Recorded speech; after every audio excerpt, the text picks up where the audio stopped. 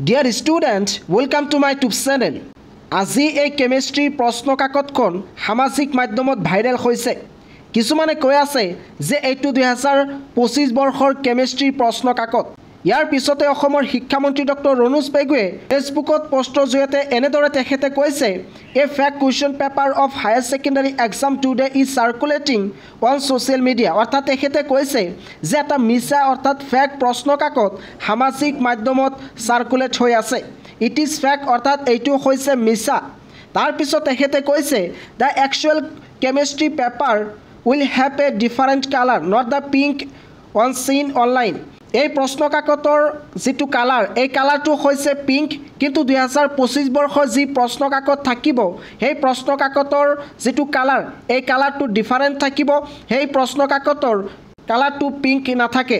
বিভিন্ন সময়ত দেখিবলৈ পাওঁ যে এনেকুৱা ধৰণৰ কিছুমানে প্ৰশ্ন কাকত এডিট কৰি সামাজিক মাধ্যমত ভাইৰেল কৰি দিয়ে। আজি এই কেমিষ্ট্ৰি প্ৰশ্ন কাকতখন সামাজিক মাধ্যমত ভাইৰেল হৈছিল। ইয়াৰ পিছতে কিন্তু শিক্ষামন্ত্ৰী ডক্টৰ ৰণোজ পেগুৱে এই বিষয়ে স্পষ্টীকৰণ দিছে।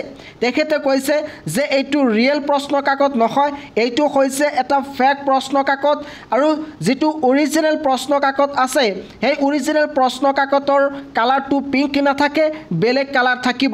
মেট্ৰিক আৰু হায়াৰ ছেকেণ্ডাৰী চূড়ান্ত পৰীক্ষাৰ বিষয়ে প্ৰতিটো মুহূৰ্তৰ খবৰ পাবলৈ তোমালোকে এই চেনেলটো ছাবস্ক্ৰাইব কৰি থৈ দিবা, কাৰণ এইটো চেনেলৰ জৰিয়তে প্ৰতিটো মুহূৰ্তৰ খবৰ দিয়া হয়।